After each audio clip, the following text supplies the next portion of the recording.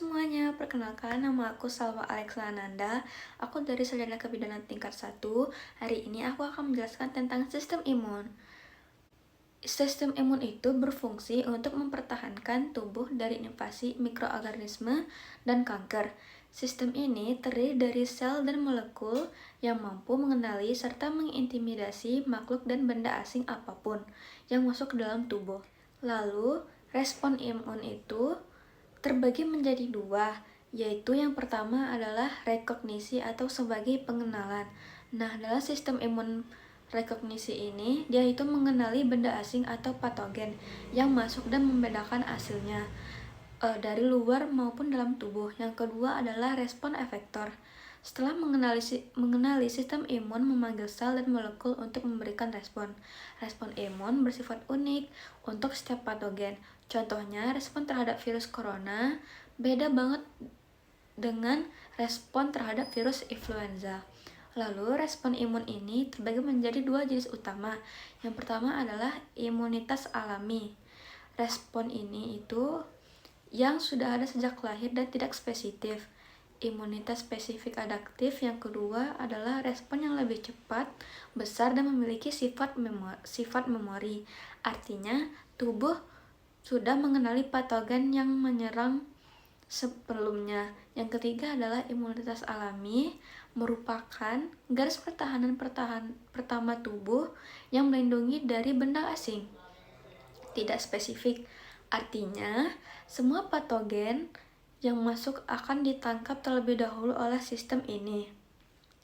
Lalu, sejak kita telah lahir, terdiri dari itu adalah yang pertama adalah sel barrier, yang itu adalah pertahanan pertama yang menangkap mikroba dan mengeluarkan sekresi untuk menahan masuknya mikroba. Ini itu penting banget untuk menjaga kulit utuh agar bakteri tidak masuk. Sel fagosit meliputi makrofag, neurofil, dan sel lainnya yaitu dendritik, sel NK, dan sel MAS. Komplemennya adalah bahan protein asing. Molekul yang terlibat dalam innate immunity ini memiliki struktur yang disebut pattern recognition, yang memungkinkan sel-sel imun mengenali pola molekul pada kuman melalui reseptor. Lalu, mekanisme pertahanan utama dari innate immunity ini adalah proses fagositosis. Ini itu jika innate immunity tidak mampu mengatasi patogen, barulah adaptive immunity diaktifkan. Lalu, barrier fisik dan kimiawi. Kulit kita dan membran mukosa berfungsi sebagai pertahanan fisik awal terhadap mikroba. Kulit tersebut melindungi dari benda asing dan proses peluruhan alami epidermis membantu menghilangkan mikroba. Akan tetapi, bakteri bisa menembus jika kulit terbuka. Membran mukosa melapisi rongga tubuh dan menghasilkan cairan seperti mukus serta dilengkapi dengan rambut dan silia, terutama di hidung sebagai barrier fisik. Cairan tubuh dan sekresi. Aparatus lacrimalis atau kelenjar air mata ini melindungi mata dengan mencuci mikroba dan mengandung lisozim. Yang selanjutnya adalah kelenjar sebaceus, menghasilkan sebum yang mengandung asam lemak tak jenuh dan asam laktat, menciptakan kasaman kulit pH 3-5 yang berfungsi sebagai barrier kimiawi. Yang selanjutnya adalah asam lambung dan vagina. Organ-organ ini juga memiliki tingkat keasaman yang berfungsi sebagai lini pertama pertahanan. Lalu yang kedua, respon imun internal. Fagosit dan sel NK atau natural killer bekerja ketika lini pertama ditembus. Fagosit membunuh kuman dengan cara memakannya atau fagositosis. Contohnya adalah makrofag dan neutrofil. Sel NK membunuh sel yang terinfeksi virus atau sel tumor dengan melisiskan atau yang disebut dengan melubangi membrannya. Selanjutnya adalah zat antimikroba. Interferon yaitu protein yang dihasilkan oleh makrofag atau sel terinfeksi virus, berfungsi menghambat replikasi virus. Sistem komplement protein aktif dalam plasma, yang jika teraktivasi dapat menyebabkan sitolisis mikroba, fagositosis, dan inflamasi. Yang selanjutnya adalah iron binding protein, menghambat pertumbuhan bakteri dengan mengurangi ketersediaan besi, seperti transferin dan faktoferin. Selanjutnya adalah protein antimikroba. Protein ini berukuran kecil dengan spektrum luas aktivitas antimikroba, seperti defensin dan promethazine.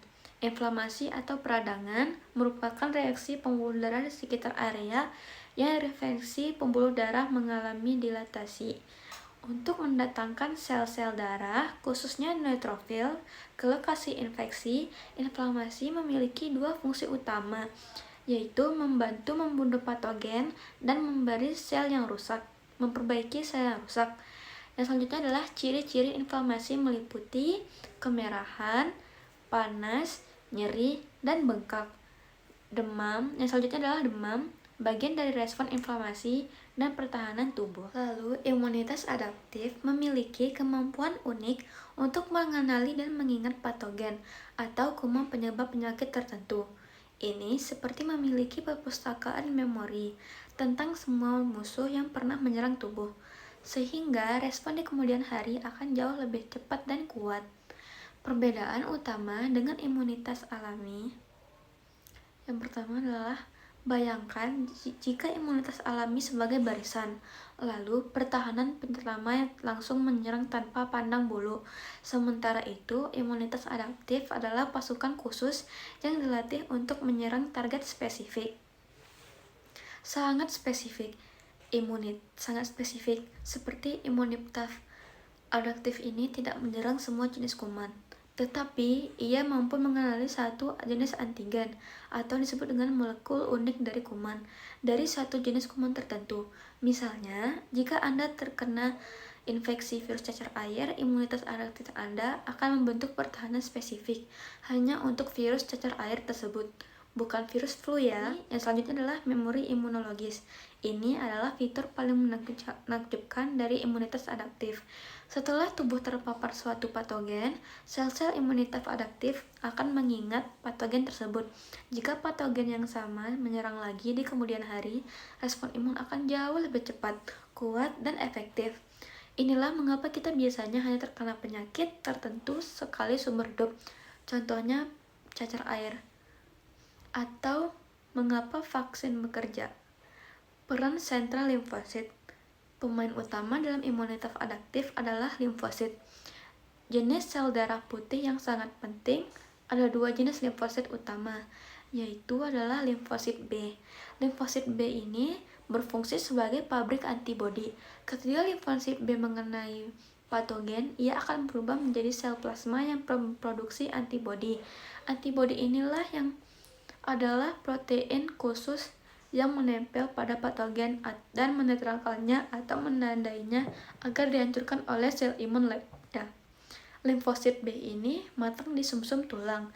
Limfosit T, sel ini memiliki peran yang lebih beragam dan kompleks. Limfosit T ini matang di kelenjar timun. Ada dua jenis utama limfosit T. Yang pertama adalah sel T helper atau CD4+. Ini sepertilah komandan yang membantu mengkoordinasikan respon imun lainnya, termasuk mengaktifkan limfosit B. Dan jenis limfosit lainnya, yang kedua adalah sel sitotoksik CD8+. Ini adalah pembunuh langsung yang mampu mengenai dan menghancurkan sel-sel tubuh yang terinfeksi virus atau sel kanker. Dua cabang imunitas adaptif. Imunitas adaptif bekerja melalui dua jalur utama. Yang pertama adalah imunitas humoral. Jalur ini dimediasi oleh antibodi yang dihasilkan oleh limfosit B. Imunitas humoral sangat efektif melawan patogen yang berada di luar sel atau ekstraseluler, seperti bakteri atau virus yang belum masuk ke dalam sel. Antibodi akan beredar dalam cairan tubuh atau disebut dengan darah dan limfa untuk mencari dan menetralkan patogen. Imunitas seluler ini, jalur ini itu dimediasi oleh limfosit T. Imunitas seluler bekerja melawan patogen yang sudah menginfeksi sel tubuh, seperti virus di dalam sel atau sel kanker. Limfosit T sitotoksik secara langsung menghancurkan sel yang terinfeksi tersebut. Proses respon imun adaptif. Jika imunitas alami gagal mengatasi infeksi, dari sinilah imunitas adaptif mengambil alih. Sel-sel khusus yang disebut antigen presenting cells atau APC, seperti makrofag atau sel dendrit akan menangkap patogen, memprosesnya dan memamerkannya. Bagian dari patogen atau antigen kepada limfosit. Proses ini memicu seleksi klonal. Limfosit yang spesifik mengenali antigen tersebut akan diperbanyak atau berproliferasi dan berdiferensiasi menjadi dua jenis sel. Yang pertama adalah sel efektor. Sel-sel ini itu bertugas melawan infeksi saat itu juga. Contohnya sel plasma yang memproduksi antibodi atau sel T sitotoksik yang menghancurkan sel. Lalu sel memori, sel-sel ini tidak langsung bertarung, tetapi tetap berada dalam tubuh untuk jangka yang panjang. Mereka adalah ingatan sistem imun, siap untuk melancarkan respon yang cepat dan kuat jika patogen yang sama muncul lagi di masa depan. Baiklah, sekian dari pemaparan dari Salwa Alexananda. Terima kasih.